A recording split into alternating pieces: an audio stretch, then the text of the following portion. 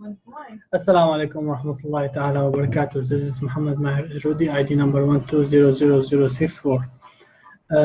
I'm coming today to make a video presentation related to the financial instrument and how to implement in the Islamic financial institution with Prof. Zulqarnain Muhammad and in financial managerial accounting subject.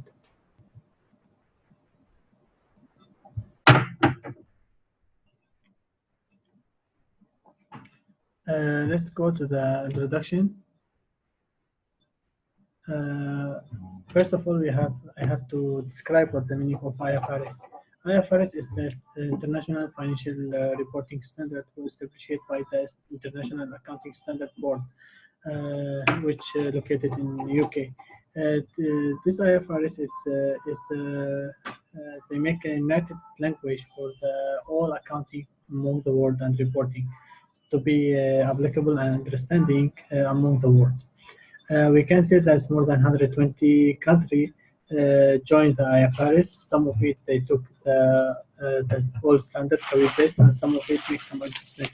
Like Malaysia, they make some adjustment and update, and then establish the Malaysian financial reporting standards to be applicable and to be implemented in its financial statements, financial system, and to be applicable with the taxation law as well.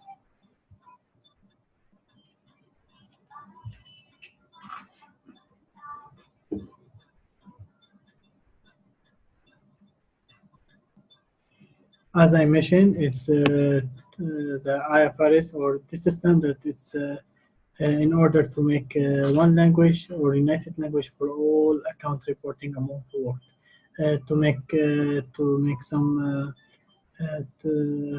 some understanding, more transparency, more efficiency, and accountability as well.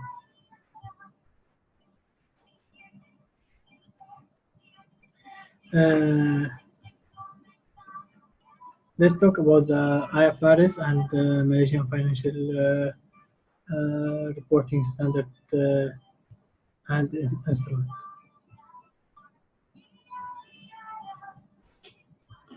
We can see that the financial International Accounting Standard 32 and Malaysian Financial Reporting Standard 132.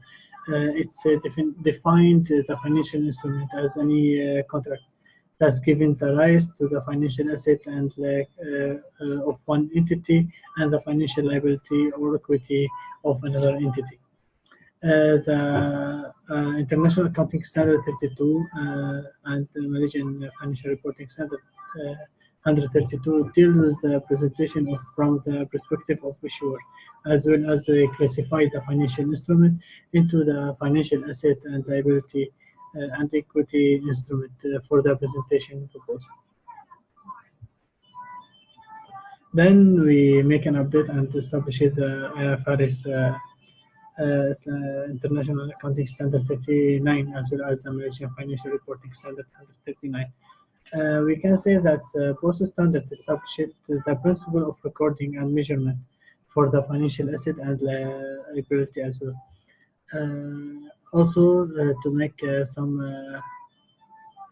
prescribe for the principle for the decoration of financial instrument and hedge the accounting.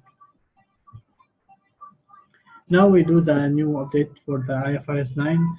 IFRS 9 actually will be implemented in Malaysia and implemented in all this country who follow the IFRS on January 2018. The IFRS 9 specify how the entity should be classified and how to measure the financial asset and financial liability, as well as the IFRS 9 will require an entity to record the financial asset or financial liability in its statement or the financial position when it's become the party of the control profession on the instrument, as well as the IFRS 9 will be affected as I mentioned in January 2018 and will be applicable and permanent.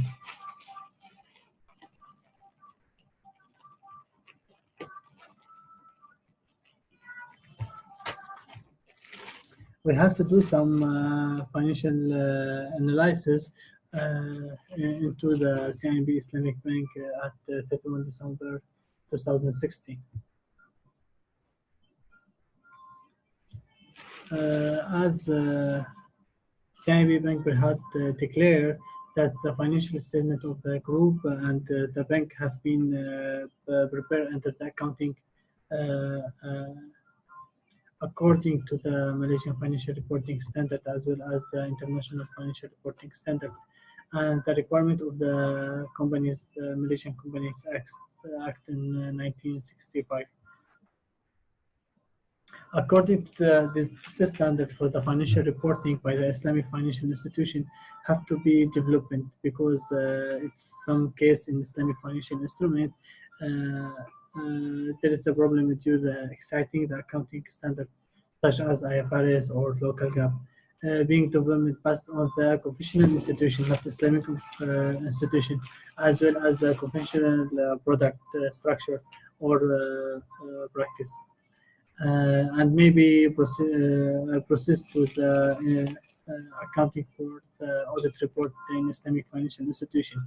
That's mean we have to have our own standard for the Islamic financial institution, as for example IUFI, to make more comprehensive and more compared between the Islamic financial institution in Malaysia as well as Middle East or other country.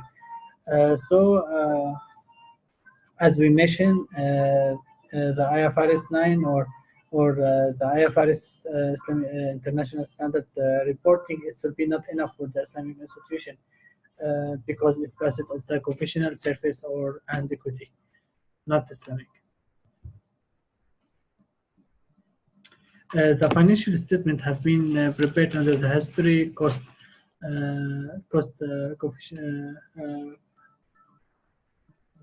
as modified by the revelation of financial instrument available for sale, financial asset and financial liability, including the Islamic derivatives and financial instrument as in the fair value through the profit or loss.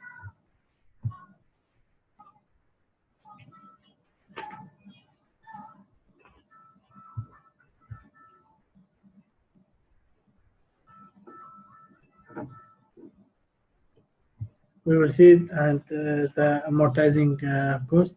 The financial investment hold monetary, it should be 3.330 million. As well as the financial advance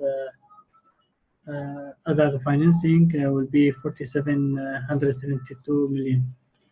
As well as the fair value for the comprehensive income.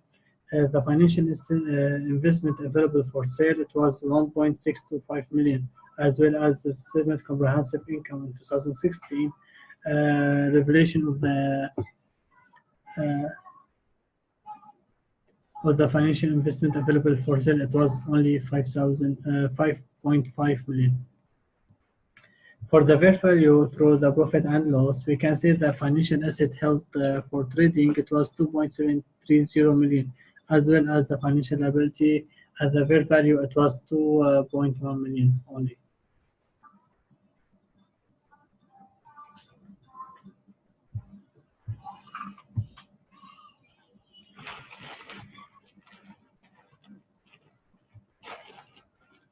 Finally, there is an financial instrument issue. The IFRS 9 and Malaysian Financial Reporting Standard 9 require bank to make provision for the expected loss on the future through the 3 steps. First step will be within the 12 months. We have to expect the credit loss will be a requirement.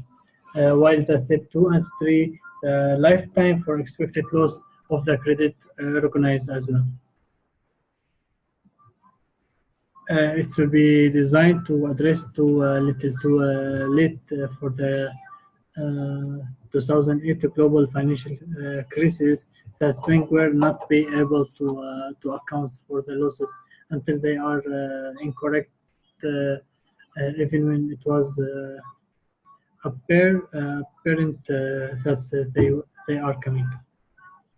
For the bank, the most change will be challenges will affected by the IFRS 9 will be the approach to environment, as those asset classification and measurement, as well as the hedge accounting will be also affected.